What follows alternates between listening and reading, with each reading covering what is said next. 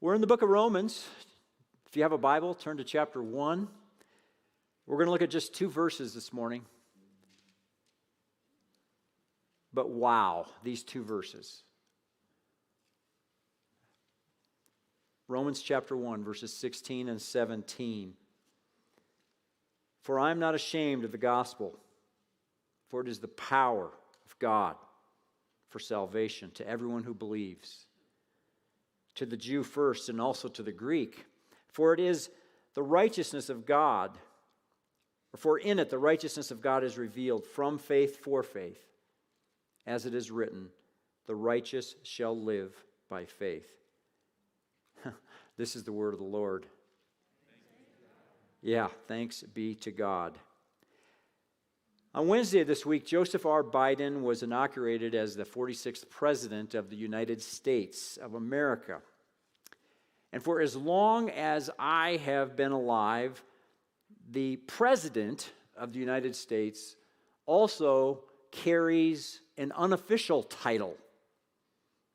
And that unofficial title is this: the most powerful man in the world.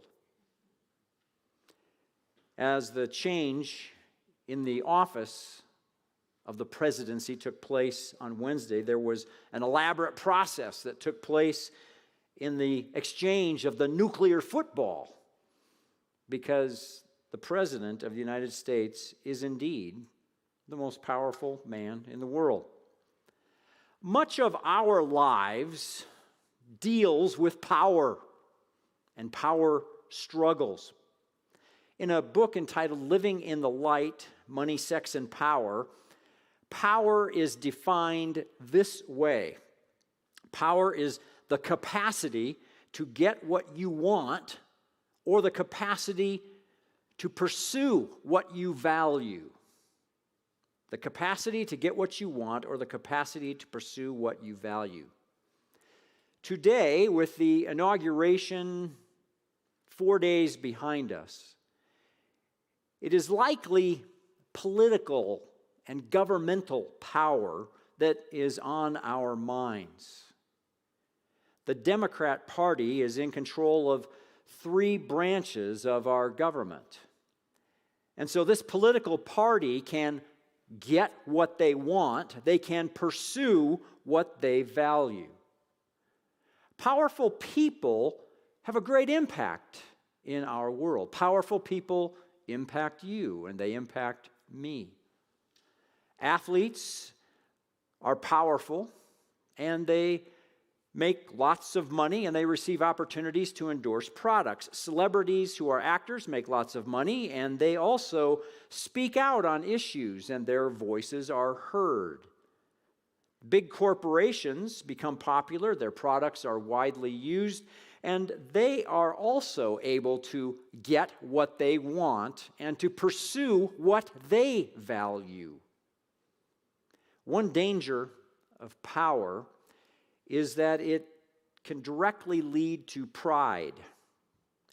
And the truth that each of us must admit this morning is that we enjoy power. One of the respected philosophers of the 1800s was Friedrich Nietzsche. And Nietzsche said that we enjoy discharging our strength or exercising power, and that it's one of our primal instincts in life. Some of us work hard to save money in order to retire, and the truth of it is that in the back of our minds, we don't want anyone else to have the power over us.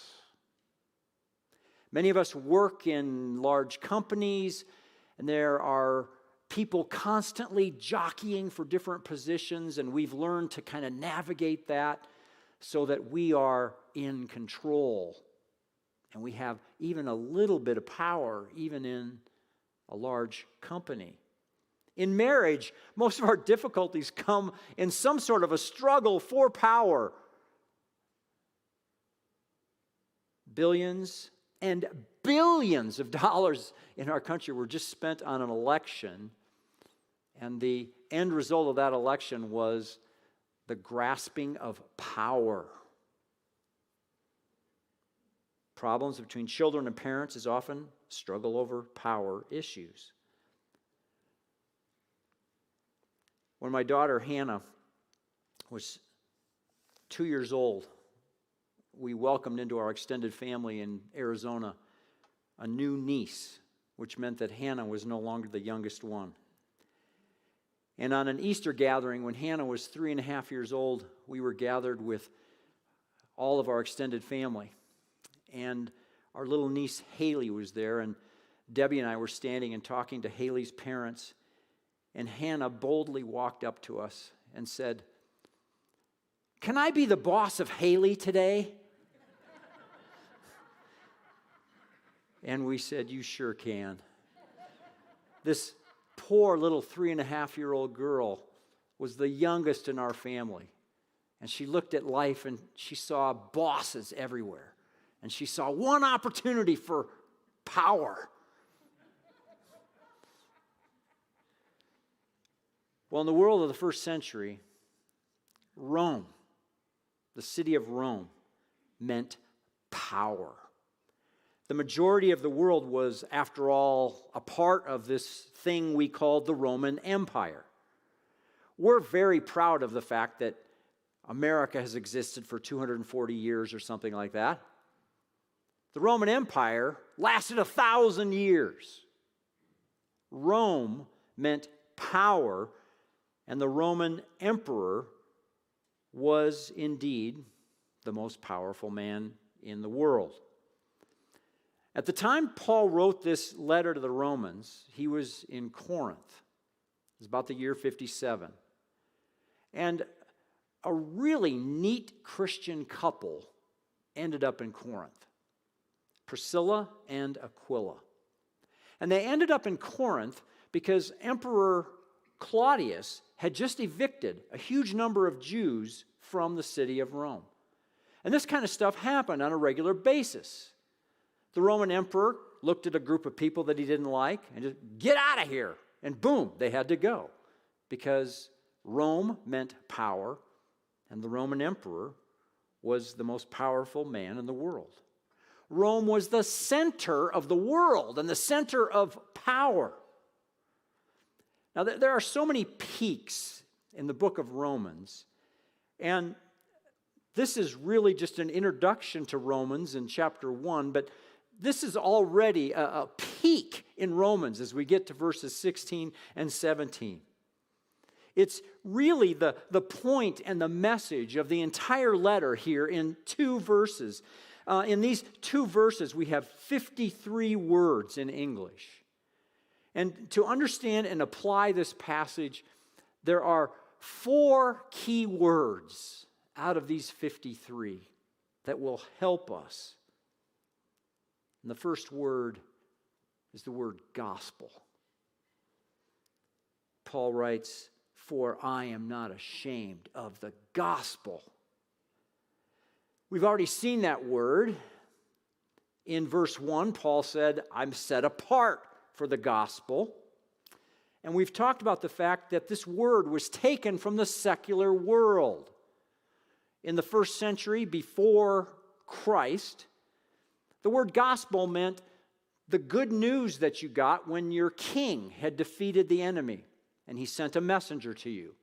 That was the gospel. That was this good news. Hey, yay, our king won. We won't be slaves to anyone else. We'll just remain slaves to the king. But it was good news. And so Christians took that word gospel and they made it their good news. The good news of Jesus Christ. Alistair Begg describes the gospel in a short statement like this. He says, "Because Christ died for us, those who trust in him may know that their guilt has been pardoned once and for all. What will we have to say before the bar of God's judgment? Only one thing. Christ died in my place." And Alistair Begg says, that's the gospel. That is the gospel. Not only was Paul set apart for the gospel, you may remember from verse 15, he was eager to preach the gospel to these Roman believers. They already had believed it, but there was so much more to unwrap with the gospel that Paul was anxious to preach it to them again and again and again. And we reminded ourselves last week that we don't ever move beyond the gospel. We don't ever graduate from gospel. The rest of our lives here on earth, we learn more and more and more, and we apply more and more and more of gospel truth to our lives. You know, if Paul had had a different personality, if he'd been just a little quieter, if he hadn't been so rambunctious about the gospel, he might not have ended up in prison. He might not have ended up being stoned and hated. The gospel was responsible, however, for Paul's rough life. And yet he said, I'm not ashamed of this good news. I'm not ashamed. Do you believe the gospel? Do you believe that God created this world? Do you believe that sin separates people from God? Do you believe that Jesus Christ paid your penalty for sin and is the only way to God? Do you trust Jesus alone to save you? If you say yes, you believe the whole gospel and nothing but the gospel. The second word that we're going to pull from these 53 words is a word that we've already mentioned, the word power. Just saying that word power brings images to your mind. For some reason, when I think of the word power, I think of Powerade. In the summer, after a long bike ride, when I've sweat, there's nothing like a cold, sugar-free Powerade. Just feel stronger drinking Powerade. We love power. And as we think about it again, it's important to think of the impact of power. Occasionally, I will pick up a basketball and throw it through an orange cylinder. Makes me feel powerful when it actually goes through and makes a sound when it hits the net. I have the power to do that. My power isn't as great as some who do it, but I have a little bit of power. I don't have power to start a war. I couldn't if I wanted to. But the gospel is the power of God.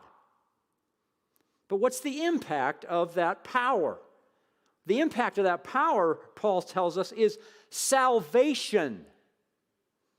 You could also use the word deliverance.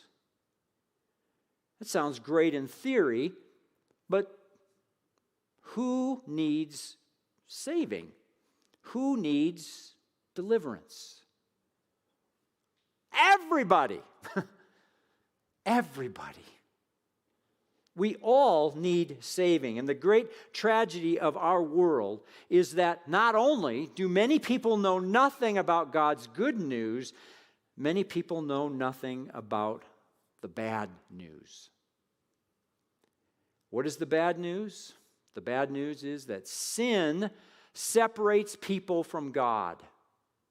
In the United States, in Colorado, in Italy, in the Middle East, everywhere, sin separates people from God. It's a universal condition. And because God is holy, completely holy, sin must be punished. And God's wrath will one day be focused like a laser on all sin, and it will be blown up forever. And people separated from God will be in that explosion, and they'll land in a place called hell for all eternity.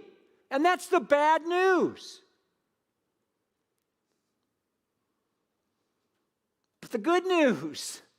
The gospel is that God saves people from this coming wrath. And the gospel is the power of God for deliverance, for salvation. God is powerful, and that power is focused on saving people. And this power of God is realized in everyone who believes, to the Jew first, also to the Greek. What is more powerful? The gospel or the President of the United States?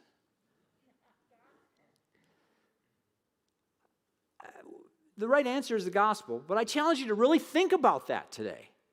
I was reading this week about executive orders, how the president can just write an executive order and bam, it goes out and it is. The president is powerful, but the gospel is so much more powerful. The President of the United States of America, as powerful as he is, cannot save one person from hell.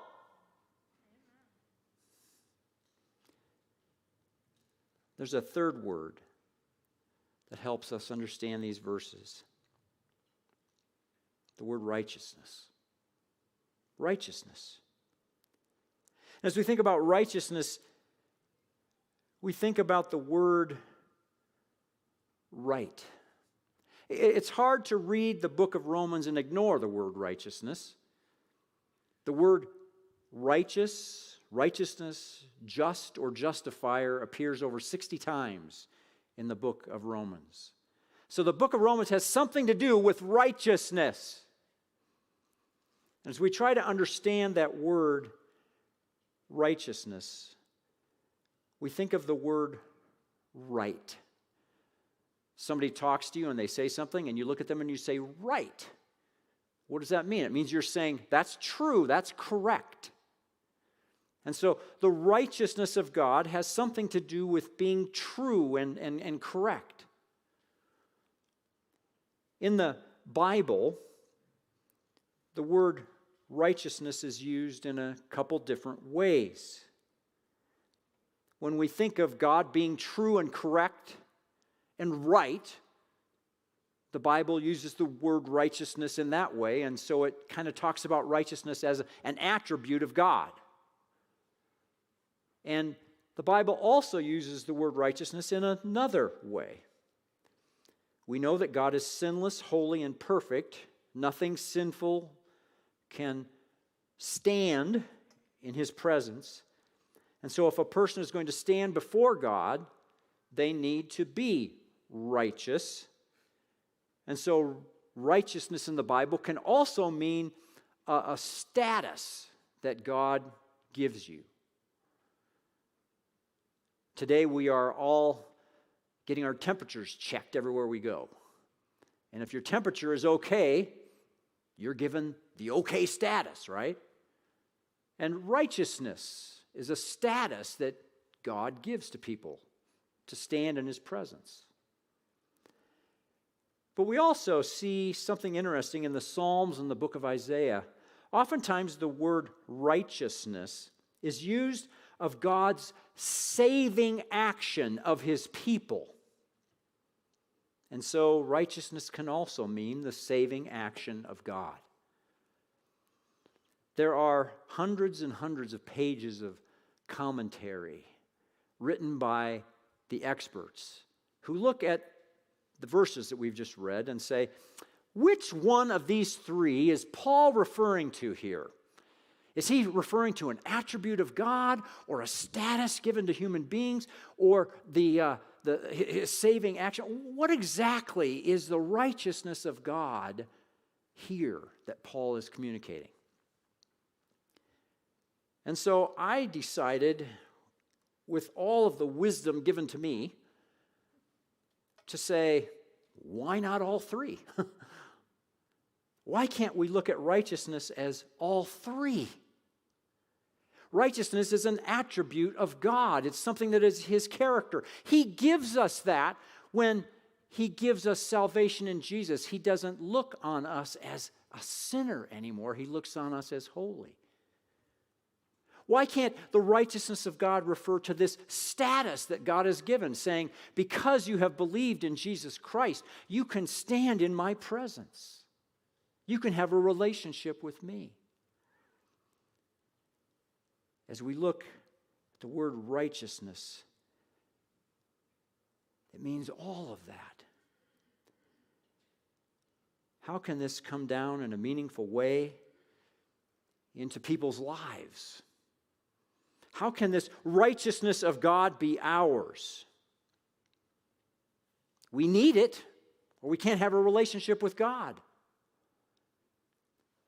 Many religious systems and many churches have come up with an answer. Here's how that righteousness of God can be yours. Work. You got to work for it. It's like a mortgage. I don't have $500,000 to buy a house. Well, we'll give you $500,000, says a mortgage company, and all you have to do is pay us interest and make sure these payments come in for the next 30 years. Work for it. That's how you get the righteousness of God. You work for it. It's a mortgage.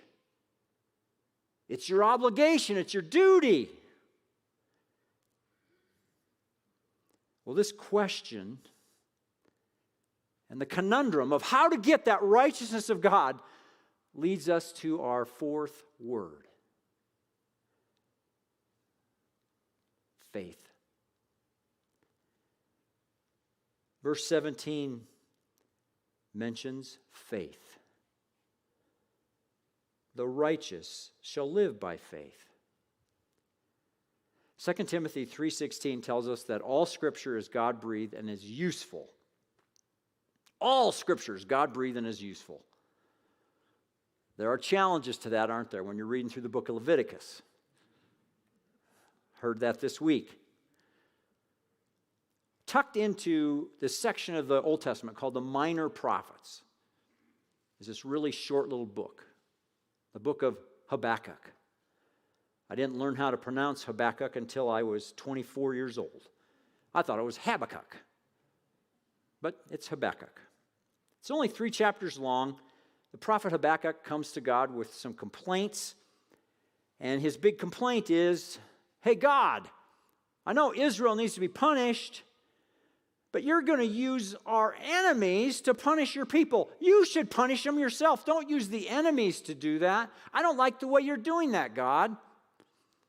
And so God, being full of grace and mercy, answers Habakkuk.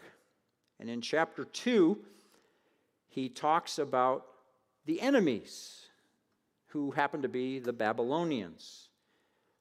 And God said of the Babylonians, behold, his soul is puffed up. It is not upright within him. And then in the second half of Habakkuk 2:4, God describes his people. But the righteous shall live by his faith. To put it in the simplest way, God refers to his enemies as being puffed up, full of pride and not right, but God's people, the righteous, live by faith. So Paul, talking to the Romans, grabs this little phrase from Habakkuk, chapter 2, verse 4, and says, this is how it works with God. It's not work on our part, it's faith on our part. Paul uses this verse one other time in the book of Galatians. The author to the Hebrews uses this verse as well. The word faith is all over our Bible. It means to trust. It means to believe. And since the opening pages of Genesis and the life of Abraham, we learn that God has always required faith. The problem is that we are more comfortable with work than faith. Work gives us a little bit more control. God obviously wants people like us to live for Him and to be His people. The truth is that true faith will always lead to changed behavior. But the opposite is not always true. Changed behavior doesn't always lead to true faith. But true faith, believing and trusting in God completely, will always lead to changed behavior. The first half of verse 17 says, "For in it the righteousness of God is revealed from faith for faith." In these words, Paul makes it clear that our relationship with God begins in faith, and it progresses to faith, and it keeps on going with faith. It's faith, faith, faith. Not work, work, work. Faith is the key to a relationship with God. In another letter to the Ephesians, Paul told them this truth: all human beings are spiritually dead. And in Ephesians 2:5 he writes, "Even when we were dead in our trespasses and sin, God made us alive together with Christ." Even now, as we are gathered together under God and His Word, the Holy Spirit is working in us, making us alive. Even today, God may be bringing someone to life for the very first time, just because we have the Bible open and we are talking about the gospel. That's the power of this word. That's the power of God in the gospel. If we believe that Jesus is the Son of God and paid our penalty for sin, and if we follow Jesus, we're right with God, and the Bible calls this faith. I had thought of doing an experiment today, and for some reason I thought of doing it with Perry Merritt. I was going to grab a chair and bring chair up here and put Perry up here, and I was going to bring some duct tape. And I was going to gradually duct tape him to this chair. And I was going to ask you how he could possibly work out his faith when he was duct taped to this chair. And then I was going to finally take a piece of duct tape and put it over his mouth. Duct taping someone to a chair and putting duct tape over their mouth really does limit them. It prevents them from working. But it doesn't stop faith. I could duct tape Perry Merritt to a chair. I could duct tape his mouth closed. And I could stick him in a dark room. And it doesn't kill his faith. It kills his work. But it doesn't kill his faith. 4 words: gospel, power, righteousness, and faith. Help us to remember Romans 1:16 and 17. Paul had never met the believers in Rome. He's never met us either. The vast majority of these 53 words are entirely about God. There are only 4 of the 53 words that are about Paul. Only 4. I am not ashamed. It's impossible to calculate the amount of damage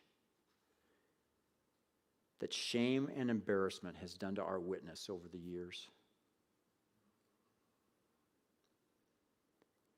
I don't know how many times in my own life I've been ashamed of my faith, of Jesus, of the gospel. Now, if we understand the truth of Romans 1, 16 and 17, that's a step in the right direction to not be ashamed. If we understand the truth of these 4 words, our faith will grow. Our witness will become stronger. We know of the witness of Paul because he was not ashamed of the gospel. But millions of witnesses have found strong faith as an antidote to shame. I was reading an account this week that I'd actually read 30 years ago in a book written by Chuck Colson about a hero of mine. And I hope to meet this hero one day in heaven. His name was Telemachus. Telemachus was a short little man from what we now call modern-day Turkey. And Telemachus was a pastor. And he traveled to Rome. And when he went to Rome, he got caught up in a crowd. And the crowd kind of just swept him into a Colosseum. Thousands and thousands of people were in this Colosseum. And you know the kinds of things that happened in Colosseums in the 1st century and on into the 4th century. There were 2 men fighting to the death. And Telemachus looked at this and was outraged. As a follower of Christ, to have people gathering, celebrating death was horrible and was the opposite of what ought to be in the world. And so Telemachus did the unthinkable. He ran down the steps of the Colosseum and ran out onto the playing field. And before anyone could stop him, he was running out to stand in between the gladiators. And as he ran out, witnesses said that he kept repeating one phrase: "In the name of Christ, stop! In the name of Christ, stop! In the name of Christ, stop!" One of the gladiators huffed at him and thrust his sword through Telemachus. And there on the floor of the Colosseum, Telemachus bled to death.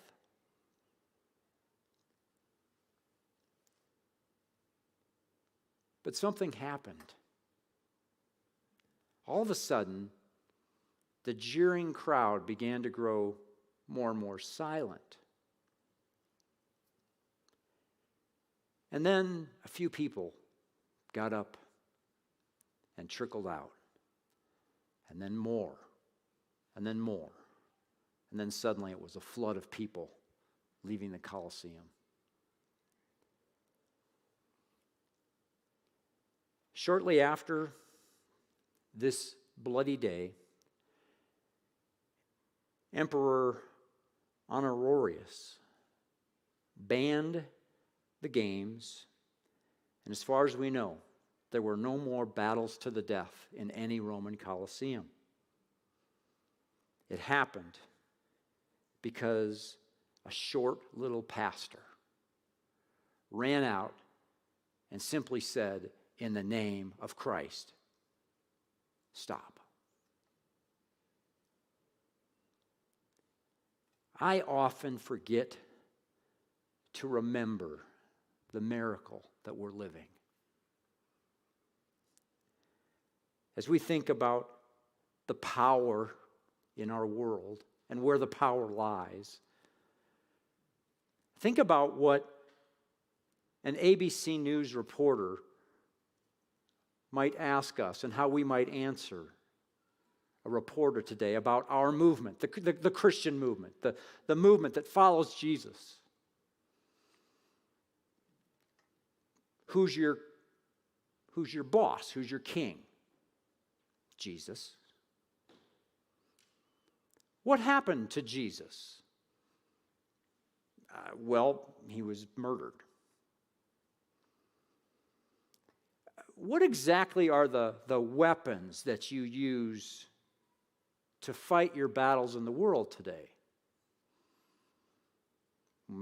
Actually, we don't have any weapons.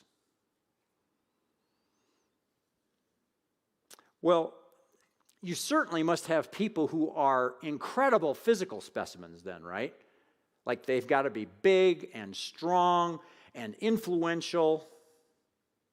Among the most physically strong in the world, able to defend themselves. And they've got to all be really, really smart, right? No. Our King taught us to win by serving others. In fact, our strongest specimens get down on their knees and wash other people's feet. Do you believe this?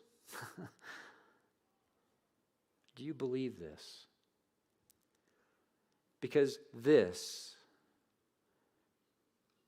has been around for 2,000 years, and it's growing and growing and reaching people. It is the power of God!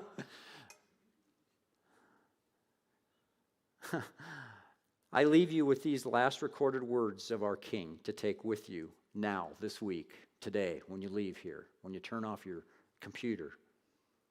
Before he ascended to heaven, this is what our King said to us. All authority in heaven and earth has been given to me. Did you hear that? All. I did some checking on that word. It means all. All. All authority in heaven and earth has been given to me. Go therefore and make disciples of all nations.